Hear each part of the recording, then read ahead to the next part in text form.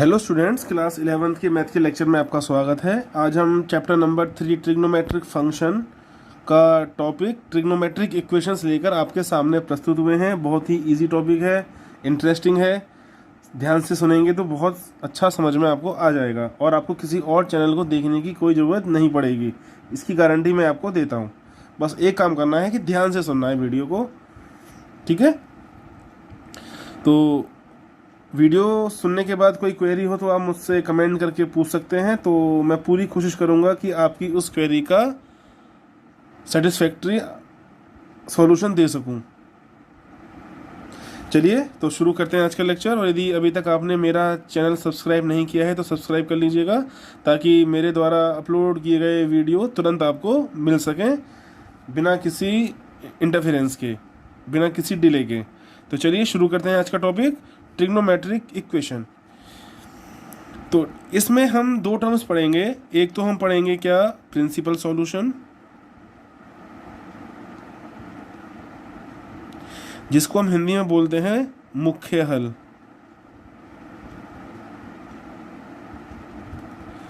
और दूसरा हम पढ़ेंगे जनरल सॉल्यूशन, जिसको हम बोलते हैं व्यापक हल।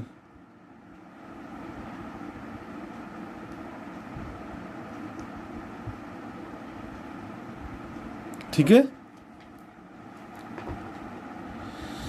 तो जनरल सॉल्यूशन में आपको इसकी जरूरत पड़ेगी, प्रिंसिपल सॉल्यूशन की। तो वो आपसे कहेगा कि आपको मुख्य हल निकालना है या व्यापक हल निकालना है। ठीक है, मतलब प्रिंसिपल सॉल्यूशन निकालना है या फिर जनरल सॉल्यूशन निकालना है। तो प्रिंसिपल, पहले हम देखते हैं कि दोनों में डिफरेंस क्या है। प्रिंसिपल सॉल्यूशन में हम निकालेंगे एंगल की वैल्यू। किसकी वैल्यू? एंगल, थीटा या ए, जो भी हमको दे रखा है। और जनरल सॉल्यूशन क्या है? एक टाइप की ट्रिग्नोमेट्रिक इक्वेशन होती है, या फिर ट्रिग्नोमेट्रिक फंक्शन को एक इक्वेशन के रूप में एक्सप्रेस करना, वो कहलाता है जनरल सॉल्यूशन। तो यहाँ पर मेनली तीन ट्रिग्नोमेट्रिक इक्वेशन बनेंगी, एक साइन के लिए, एक कॉस के लिए और एक टेन के लिए।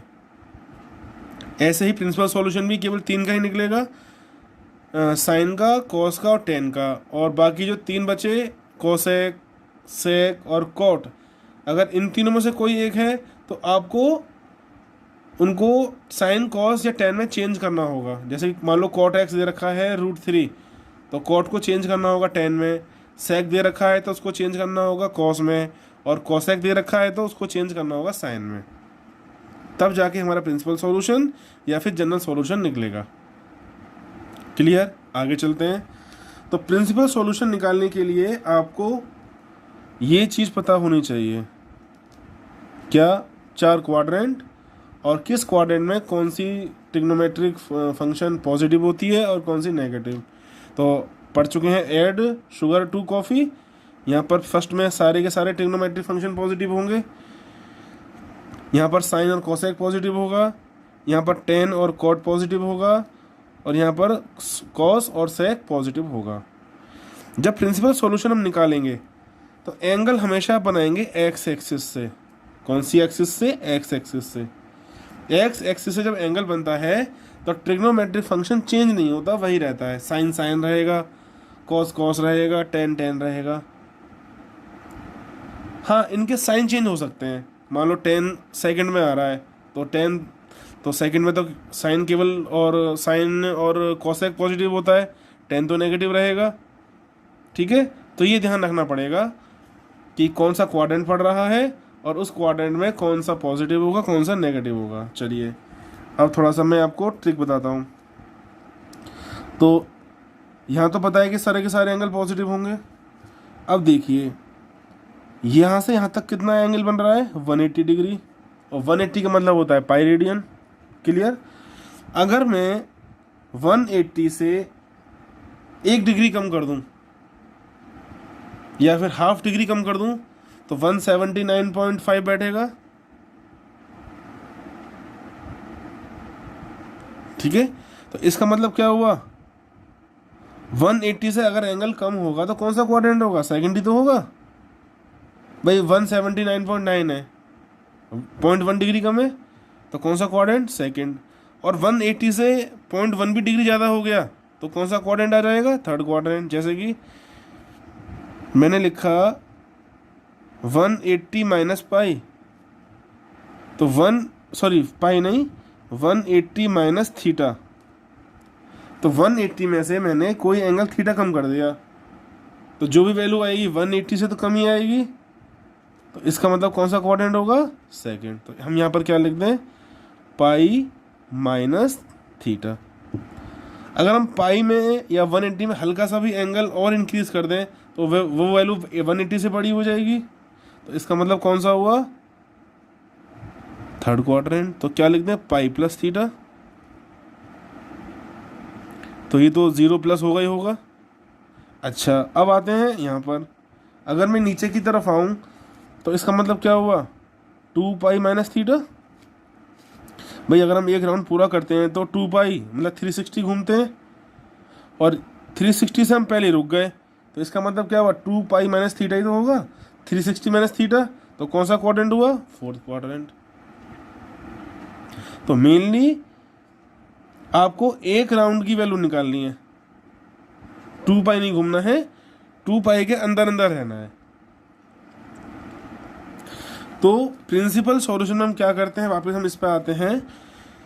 तो प्रिंसिपल सॉल्यूशन में हम थीटा की वो दो वैल्यू निकालेंगे जिस पर वैल्यू सेम रहती है। जैसे कि मैंने कहा 0, साइन 0 0 होता है, तो साइन किस किस एंगल पर 0 होता है, एक तो साइन 0 होता है, साइन 0 की वैल्यू 0 होती है, और एक साइन 180 0 होता है।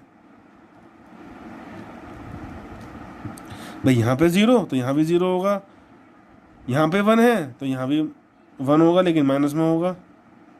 ठीक है, 0 ना तो पॉजिटिव होता है ना नेगेटिव होता है। तो देखिए इस हिसाब से हमारा प्रिंसिपल सॉल्यूशन क्या निकल के आया, 0 और पाई, 180 को पाई ले सकता हूँ ना, तो ये वैल्यू कहलाती है प्रिंसिपल सॉल्यूशन। जो साइन कॉस टेन के आगे एंगल लिखा होगा ना, वही हमारा प्रिंसिपल सॉल्यूशन होगा। ठीक है, चलिए अब बात करते हैं जनरल सॉल्यूशन की। तो यदि sine x equal to sine y है,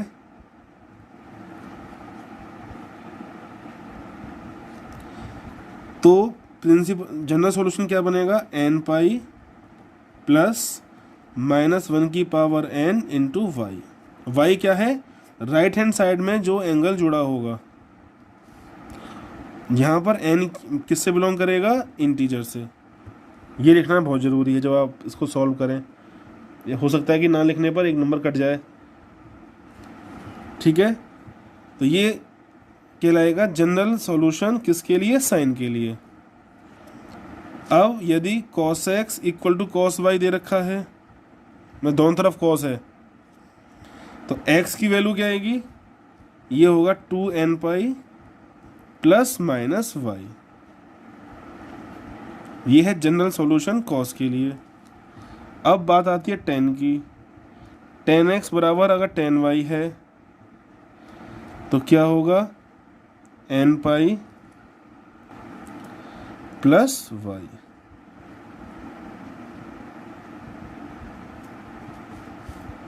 ठीक है, एक स्पेशल केस, यदि cos x इक्वल टू 0 है, ठीक है, तो जनरल सॉल्यूशन क्या बनेगा, x इज इक्वल टू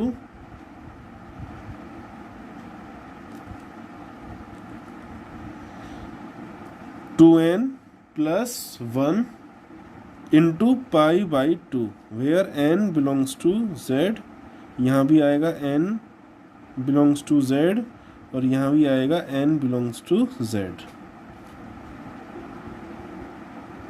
तो फिर सुन लीजिए, एक बार रिवाइज कर देते हैं, फिर एक क्वेश्चन करेंगे जिसमें आपको सब कुछ क्लियर हो जाएगा। प्रिंसिपल सॉल्यूशन में हम दो एंगल निकालेंगे, वो दो एंगल जिस पर वैल्यू सेम हो। जैसे कि यहाँ पर साइन 0 भी 0 होता है और साइन 180 भी 0 होता है, तो प्रिंसिपल सॉल्यूशन क्या निकला, 0 पाई। दूसरा होता है जनरल सॉल्यूशन। तो जनरल सॉल्यूशन साइन के लिए अलग होगा, कॉस के लिए अलग और टेन के लिए अलग। ये फॉर्मूले हैं या आइडेंटिटी कुछ भी कह सकते हैं। y की वैल्यू निकालनी होगी और y यहाँ पर हमारा क्या होगा, यही होगा हमारा क्या, प्रिंसिपल सॉल्यूशन की वैल्यू होगी y। अच्छा अब देखिए कौन सी वैल्यू पुट करनी है भाई, दो वैल्यू निकल के आएंगी यहाँ पर प्रिंसिपल सॉल्यूशन में। अब कौन सी वैल्यू यहाँ पुट करनी है, जो दोनों में छोटी होगी वही वैल्यू y की ली जाएगी। ठीक है, मैंने आपको पहले बता दिया है कि प्रिंसिपल सॉल्यूशन में दो वैल्यू आएंगी, तो y की वैल्यू कौन सी ली जाएगी, जो दोनों में छोटी होगी। जैसे कि मेरा एक वैल्यू आई है कितनी 2π/3 और एक आई है 5π/3, ये थीटा की वैल्यू निकल के आई है। तो जो मैं y लूँगा यहाँ पे रखने के लिए वो ये लूँगा, क्योंकि ये छोटा है 5π/3 से। ठीक है ना। चलिए तो एक क्वेश्चन करते हैं इसके ऊपर, एक क्वेश्चन करते हैं जनरल सॉल्यूशन के ऊपर। तो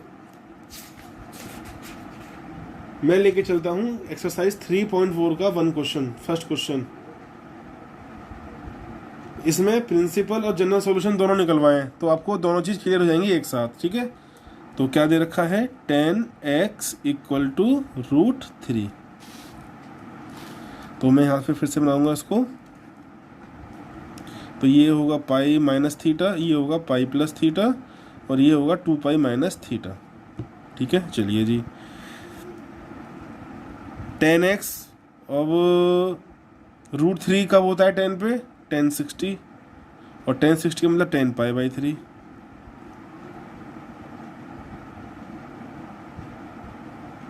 ठीक है, तो यहाँ पर देखिए 10 प्लस में है, तो 10 प्लस में कहाँ कहाँ पे होगा, एक तो फर्स्ट क्वाड्रेंट में होगा और एक थर्ड में होगा। तो थीटा की वैल्यू क्या आ गई, एक तो आ गई हमारी क्या π/3, दूसरी क्या आएगी pi plus theta. Pi plus theta मतलब पाई प्लस π/3, तो ये कितना हो गया 4π/3। तो ये आ गए हमारे क्या प्रिंसिपल सॉल्यूशन। एक बार चेक कर लेते हैं आंसर। तो बिल्कुल ठीक आंसर आ रहा है।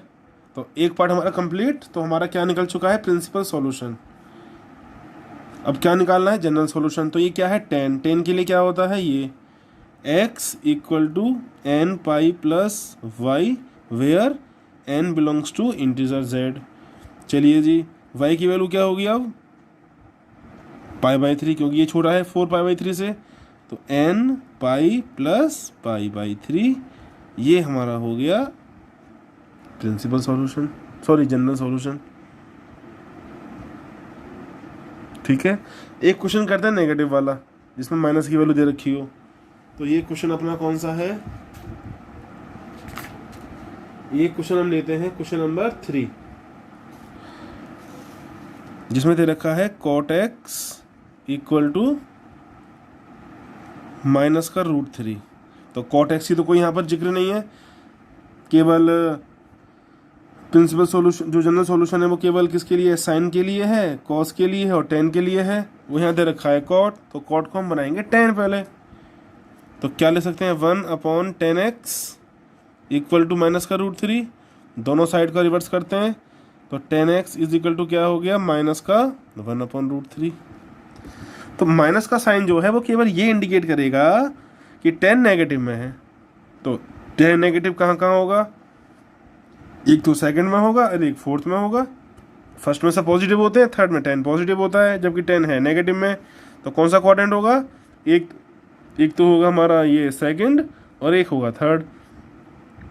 तो सेकंड के लिए प्रिंसिपल सॉल्यूशन क्या होगा पाई माइनस थीटा और फोर्थ के लिए 2π माइनस थीटा। अब थीटा की वैल्यू क्या ली जाए, तो हम पता है कि जो 1/√3 होती है 10 की वैल्यू वो किस पे होती है 1030 पे होती है, और 1030 का मतलब 10π/6। तो देखिए थीटा की वैल्यू क्या आ गई π/6 आ गई।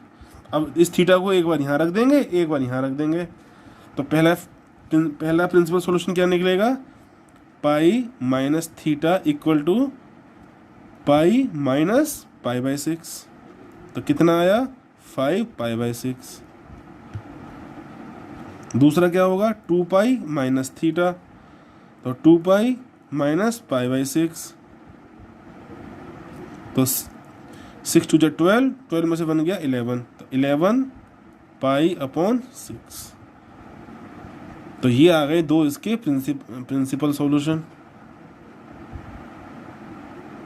ठीक है, अब क्या निकालना है, जनरल सॉल्यूशन। तो पहले चेक कर लेते हैं कि क्या प्रिंसिपल सॉल्यूशन ठीक आ रहा है। तो हमारा आंसर बिल्कुल ठीक है, मैंने चेक कर लिया।